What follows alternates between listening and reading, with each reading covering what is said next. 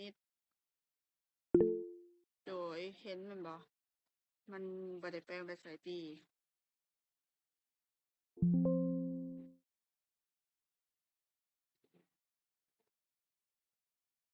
อืมโอเค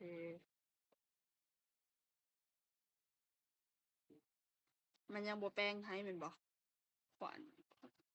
ไฟไฟแปลงแล้วเนาะว1แป๊บหนึ่งนะอืมแปลงแล้ว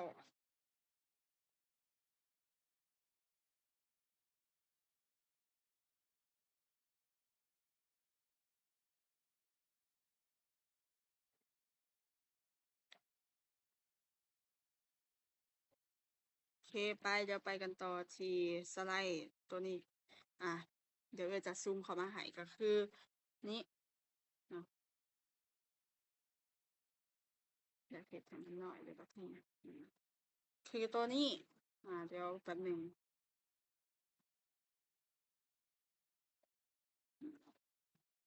มา บาทชีก็คือเว้าไปคือขอบใจน้องจัสมินเนาะที่บอกว่าถ้าหากว่าตัวใดที่บ่มีวรรณยุกต์อะนะเราใส่ว1ตัวใดที่มีวรรณยุกต์เราใส่ว2ก็ถือว่าทบทวนกันไปอีกครั้งหนึ่งอือฮึต่อมาเว้าบัดทีนี้เกี่ยวกับพยางค์ไขก็คือเพิ่นบอกให้บอกพยางค์ไขพร้อมเนาะประมาณนี้เลยไผที่เฮ็ดเป็นตารางมาก็ถือว่าถูกต้องแต่คันถ้าว่าแบบนี้ก็ละเอียดคือกันอา กาก็มีพหนึ่งเป็นพยัญชนะมีสอเสือสระอาวหนึ่งก็คือวันบ่มีวรรณยุกต์เราบ่มีวรรณยุกต์ว่าจั่งใดแบบน้อยอยากถามว่าคือเป็นคำสระพิเศษที่คำว่าน้ำกับคำว่ากวายแม่นบ่แล้วบ่แม่นที่คำว่าน้ำสระพิเศษแล้วเป็นหยังมันต้องอยู่ในหมวดพยางค์ไข่นี่อีกแล้วผิดอีกแล้วโอ๊ยเออเป็นคำถามที่ดีเลยเดะก็เตือนไปในตัวอีกคือกันโอ๊ยตายแล้วพลาดพลาดพลาด EP ใดก็บ่พลาดมาพลาด EP นี้อาพยางค์อัดเอาไปไสแล้วพยางค์อัดพยางค์ อ๋อเอ้ยรู้แล้วเอ้ยบ่ได้แปลงอันนั้นเอ้ยบ่ได้แปลงอันแบบเอ้ยคัดลอกลงมาใส่เลยหั้นนะอันยังอัดตัวก็นี้แบบเนี้ยว่าแขวงกับไกวหนึ่งแป๊บหนึ่งเด้อแป๊บหนึ่งเด้อเจ้าใจเย็นๆเห็นว่าเข้าใจบ่เทียนแล้วก็ใจเย็นๆเด้อหมู่ผู้มาใหม่ก็แบบเขาว่าอิหยังสู่เขาแก้หยังกันแบบนี้หั้นนะเขาแปลงหยังกันบ่ต้องตกใจหมู่ผู้มาใหม่ก็เขาเจ้าก็สิแก้ได้ก็ผิดหลายข้ออยู่นะแม่นบ่ กว่าสิเข้าใจบทเรียนก็ขอบใจหลายๆทุกคนมาเว้าบัดทีนี้คืออธิบายไปเนาะว่าเดี๋ยวมาเว้าตัวต่อมาก่อนอยากให้ทุกคนอยากให้ทุกคนจื้อนี่มีโครงสร้างของมัน1สมมุติว่ามาเป็นพยางค์อัดบัดทีนี้บ่ว่าจะพยางค์อัดหรือพยางค์ไขก็ตามมันจะประกอบด้วยอยู่3อย่างจะมีพยัญชนะ บวกสระบวกวรรณยุกต์แสดงว่าบ่ว่าจะเป็นพยางค์อันหรือพยางค์ใครก็ตามเราต้องเดิมพันด้วยพยัญชนะเพราะถ้ามีแต่สระมันจะออกเสียงบ่ได้ทันทีแต่ถ้าบ่มีสระอีกมันก็บ่แม่นคำอีกเนาะมันก็สิมีดอเด็กดอเด็กสิเป็นพยัญชนะสระของเราสิถามเด้อบัดทีนี้ทุกคนเข้าใจแล้วสระของเราแม่นคำใดทุกคน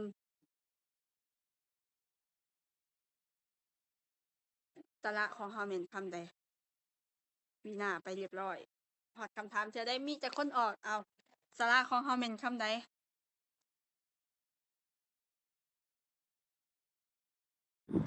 ตัวซอเว้ย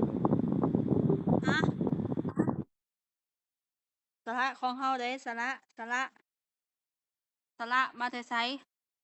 ฮู้อยู่ว่าตัวซอหันนะแต่หมายถึงว่าจากคำคือพอหนึ่งนี่หมายถึงดอเด็กเนาะก็คือพยัญชนะแล้วสระในคำนี่นะคือตัวใดเอากิตติพสรระสระสเอือระเอือเออสระเอือโอเค แล้วบัดทีนี้พอสองก็คือ ตัวสะกด ตัวสะกดของเฮาแม่น นอนกนอหนกวอหนึ่งของเฮานี่แม่น บ่มี บ่ คำ มี คิด โอเค เอาอีกบัดทีนี้เอาอีกคำว่าขวัญถ้าได้ตัวนี้แล้วอาจจะขามไปขออื่นเลยก็ได้เนาะเพื่อบ่เสียเวลาคำว่าขวัญตัวพอหนึ่งของเฮานี่เป็นขอไข่ แล้วสระของเฮานี่อยู่ไส สระอัน สระอัน สระนี่ก็ สระอัน อัน อันสระ แต่ อัน มันเกิดไปโน เนาะสระอันนั่นฮักเห็นแล้วตัวที่จะแนะนำพวกน้องตืมพวกน้องว่าสระนี่มันมาจากสระอันเนาะแม่นบ่คำนี้นี่เนาะแม่นบ่แต่ตัวนี้ก่อนที่มันจะเป็นตัวสะกดเอาตัวสะกดของมันนี่แม่นสระเอือนนี้เนาะแต่ถ้าสระของมันเป็นสระเอือตัวนี้เป็นตัวสะกดหรือเป็นสระบัดนี้ ตัวสระอันนี่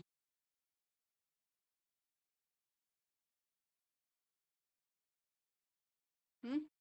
สระอันเป็นตัวสะกดหรือเป็นสระ สระอันแม่นแม่น แม่น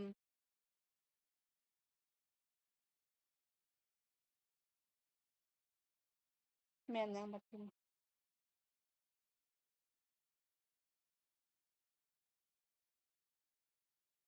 เพื่อบ่ให้ปาต้าให้ซุ่มบ่เอาบ่ฟ้าวซุ่มก็ได้เนาะบ่ฟ้าวซุ่มจักหน่อยไปซุ่มขออื่นก็ได้มาสระอันนี่นะพ่อน้องมันที่จริงมันก็มาจากสระอะเออเด้อันนี้แหละ คือสิ่งที่แบบ คิดว่าเข้าใจแล้วยังบ่เข้าใจอยู่บ่นี่แบบนี้หั้นนะเราต้องบอกก่อนว่าตัวนี้น่ะมาจากไสสระอะแปลงเป็นตัวสะกดเป็นสระอันมันจะมาจากตัวนี้อืมแล้วมันก็เลยได้สระตัวสะกดก็มาจากสระอันที่พ่อน้องเว้านี่แหละวอตัววสองก็มาจากวรรณยุกต์อีกครั้งหนึ่งเพื่อบ่ให้สับสนมีอีกบ่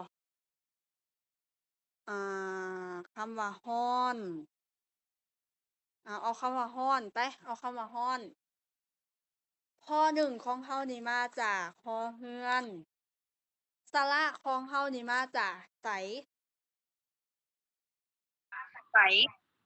สระออน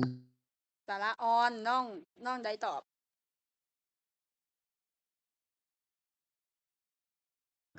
เพชรศักดา โดยเพชรศักดาเอ้ยอาจจะบ่ได้เปิดอันนั้นเนาะแต่ตัวใดคือตัวสะกด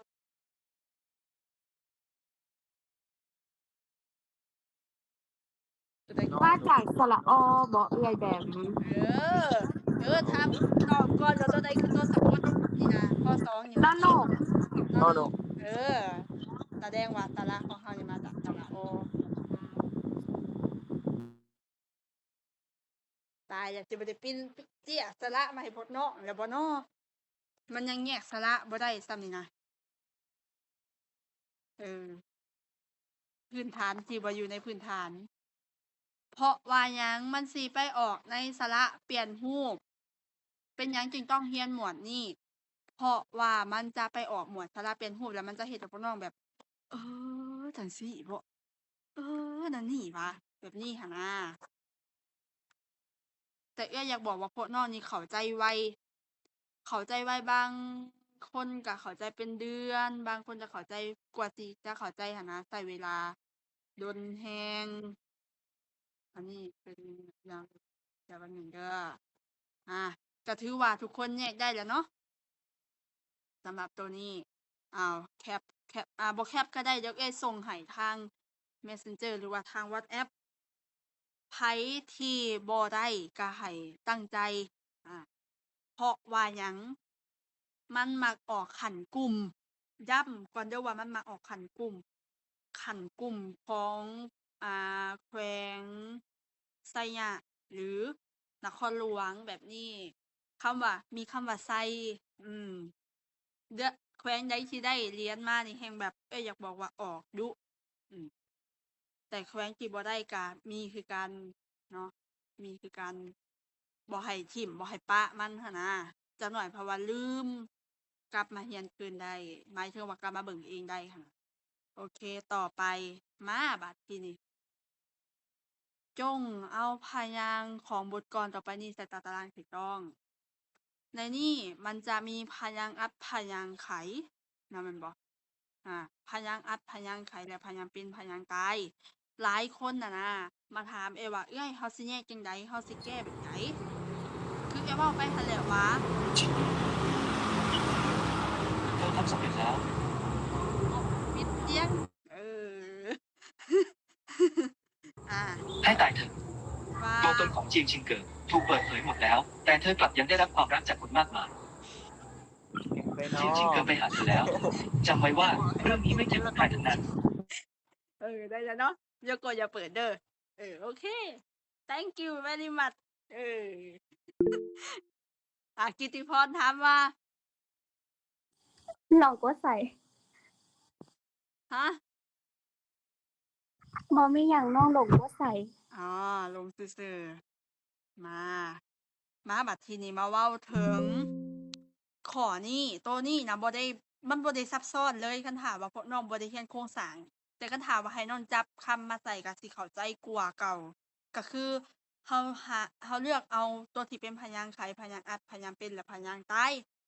พยางค์ไขก็คือคำที่ประกอบกับสระอะสระอาประมาณนี้ และพยางค์อัดก็คือประกอบกับคำที่มีตัวสะกด จื้อแต่ส่ำนี้ก็ได้ตัวสะกดและสระพิเศษ อืม เสริมให้